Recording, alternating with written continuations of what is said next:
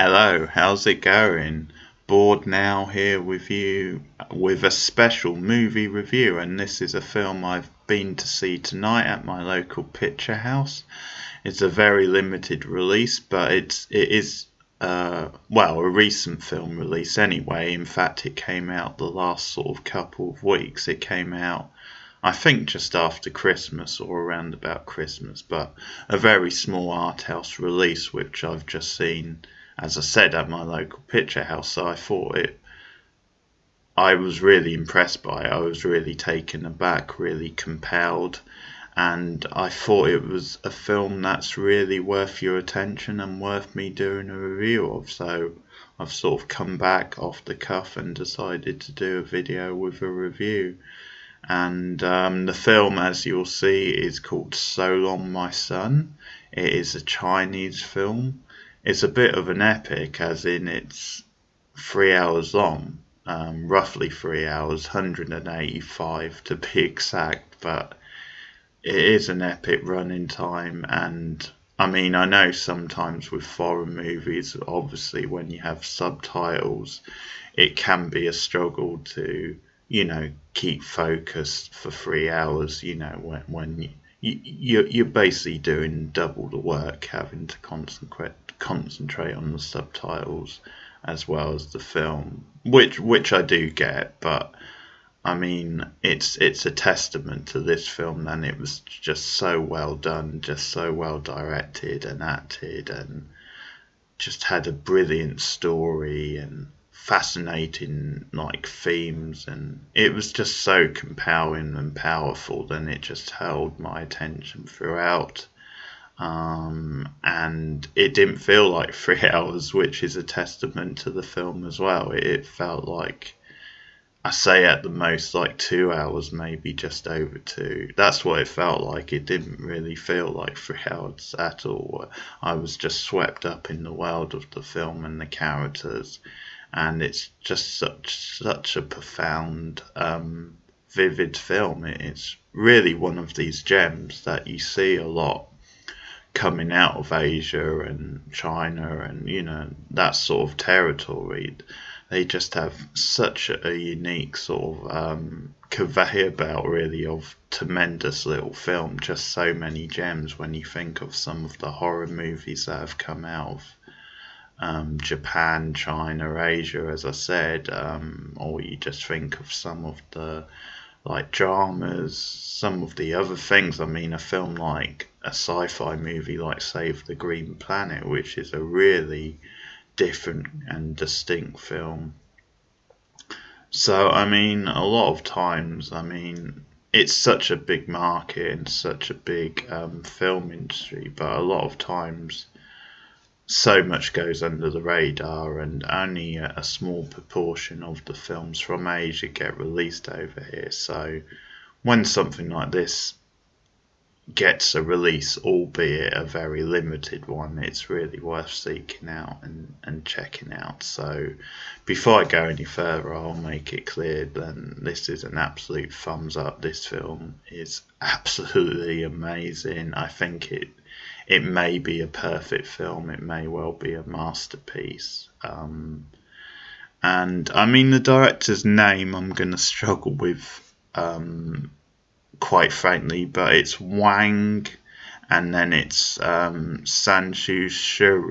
I'm going to go with that. It's probably wrong. It's one of those where it begins with an X sort of sound, like XIAO, and then SHUAI to give you the exact sound. So it's hard to know with those sort of sounding names what sort of sound it actually is, because I'm assuming maybe the X is a silent one, but that's the name anyway. If you want to look up the film or look up more of his films.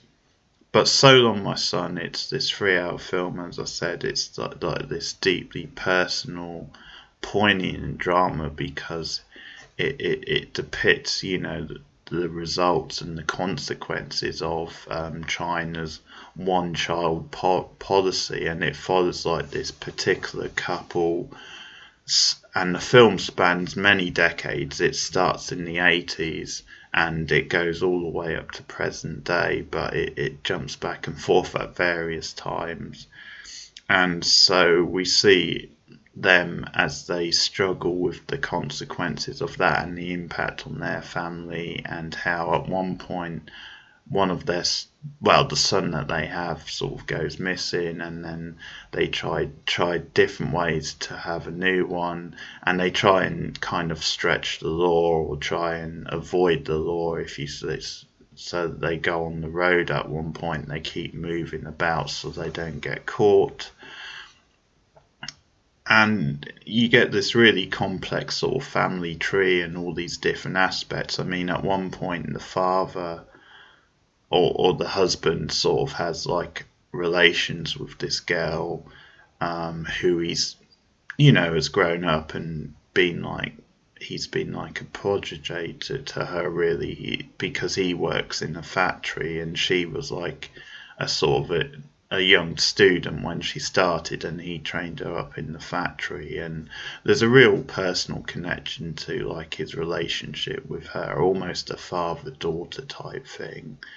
And at one point she gets pregnant because she wants to help them have another child. There's a devastating like reveal in the middle of the film, which I probably won't give away. Actually, it's worth you seeing it and seeing what happens. But that was a really, really tender side of the film, a really interesting look of the film.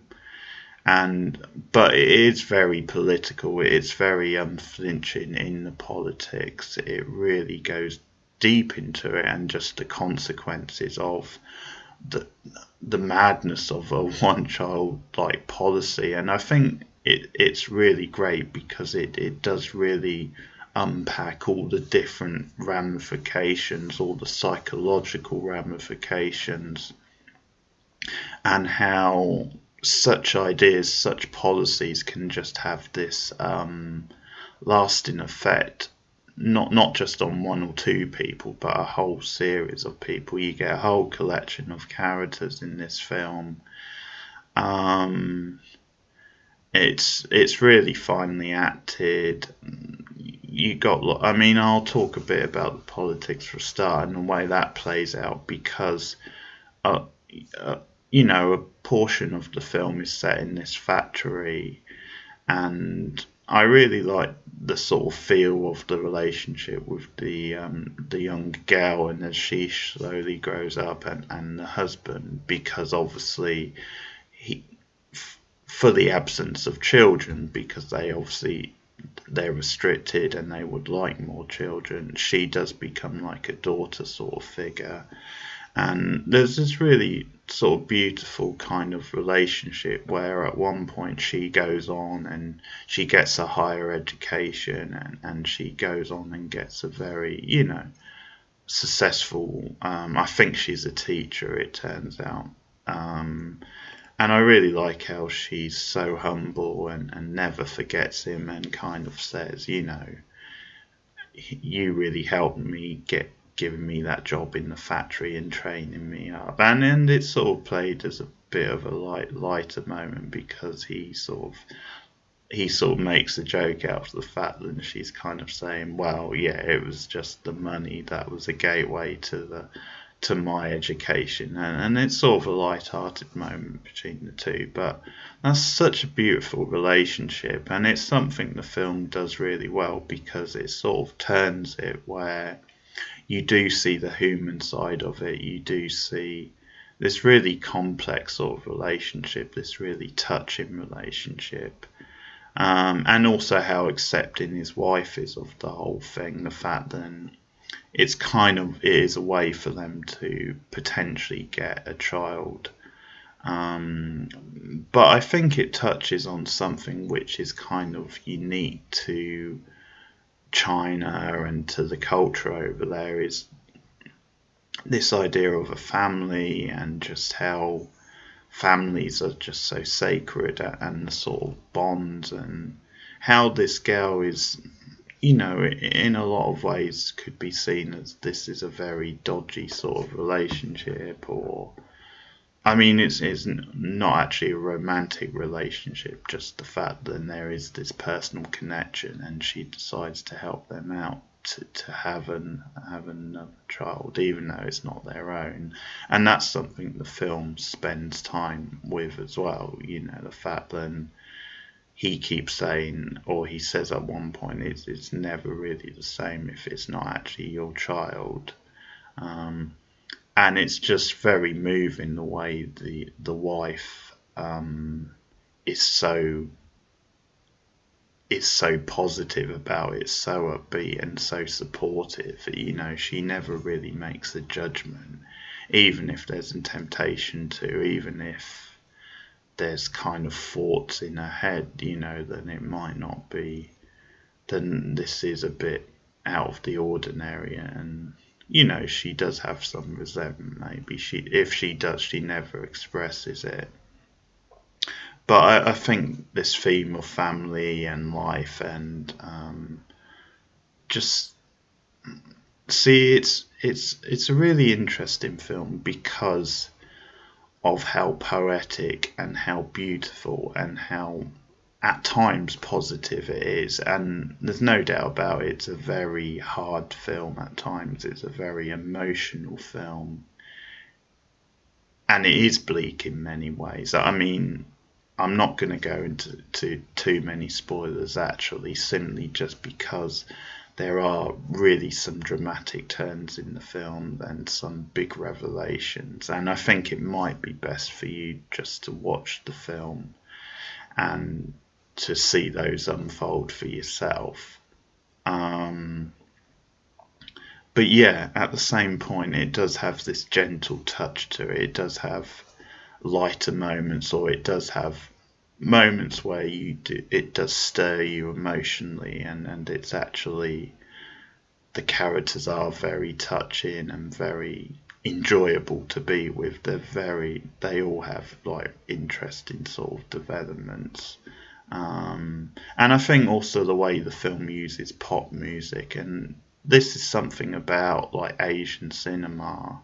When you think about some of the films that came out in like the late 80s, early 90s from Asia, and films by Wang Xiaoshuai and other such directors, I think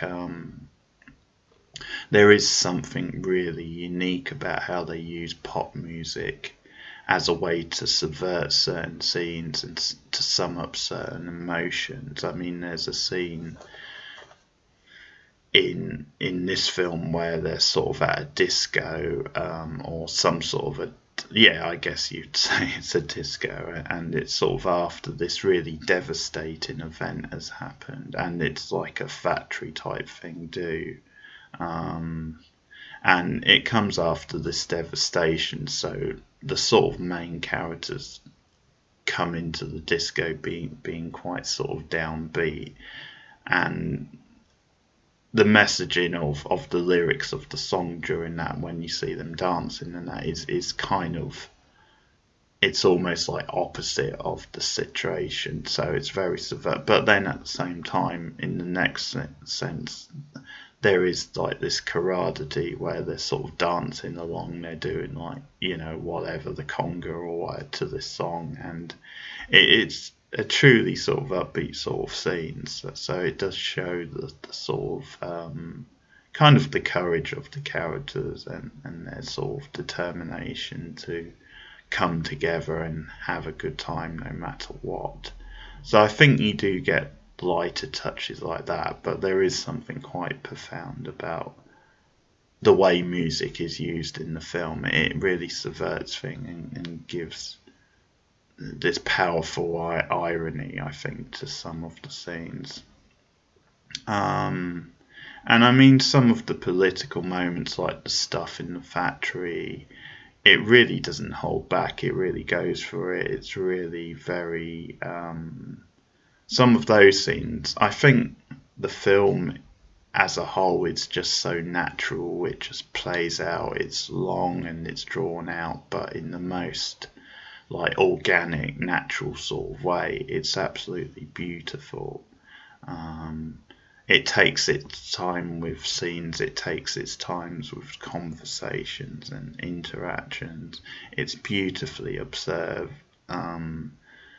There's some brilliant, like, just camera angles. I mean, a lot of the stuff early on in the film, it's like you're a spectator, like you're perched on the edge of a scene, like you just stand back and you watch. I mean, there's a really hard hitting scene very early on,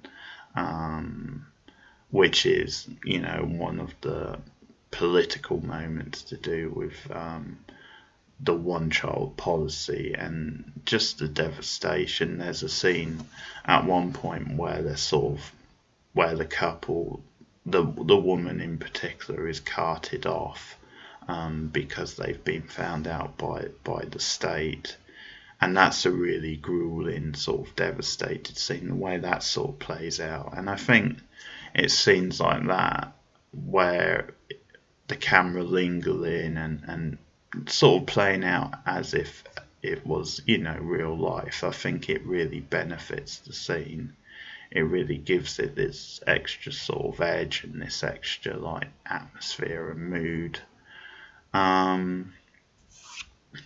But yes, some of the choices, particularly early on, I think are really, really impressive. I think the fact that it just holds back and it puts you as, like, a spectator watching this stuff unfold. It makes some of the darker scenes, like, all the more sort of harrowing. So really well directed. I think either the back and forth time structure, I mean, there's a lot to take in this film. There's a lot of different characters, and because of the time jumps over such a long time, there's quite a lot going on and a lot to track. So I mean, it's not always easy to keep tabs on that. But what I would say is, I think the time jumps, the back and forth at times, I think they do make sense. They do count. Essentially, I think it's all done with a purpose. I think, I mean, I won't necessarily give any examples because, again, it might go into spoilers. But I mean, there's one quite late on when you've had a revelation, and it's like a sort of adopted son who's now grown up, and he gives this story to the husband and wife, and it's like this really big emotional scene where he just confesses to them this sort of devastating story from the past. And then after that scene, it cuts to the past and at the time, and it sort of gives you a reveal then that the couple essentially knew about it anyway, but they chose to support him anyway and, be protected of, because he was a young boy essentially, so they didn't really hold any grudges. But again, that's sort of spoilers what the exact details were. So, but yeah, just scenes like that, that's just so devastating, so emotional and just shocking, and it really doesn't pull any punches on the politics and how it affects everyday people. A lot of the stuff in the factory, it does feel like a very sort of political film. I mean, someone who was at the screening tonight described it as feeling like a Ken Loach film, but obviously set in China, and I can actually see what he means by that. But yeah, it's a beautiful film. It's a really emotionally draining film, but it does have those lighter, more upbeat moments. The characters are very complex and just really well played. It's a very engrossing film. Very unique, really. Just one of those gems, really, to come out of China, and just brilliant. It came out at the end of last year, and I'd say a late contender, if you like, for the film of the year. But it's really, really great. So you should try and check it out. I mean, maybe hard to find it at a cinema now, but it might still be kicking around depending on what area you live in. But if not, I mean, there's a decent chance you'll be able to find it online somewhere.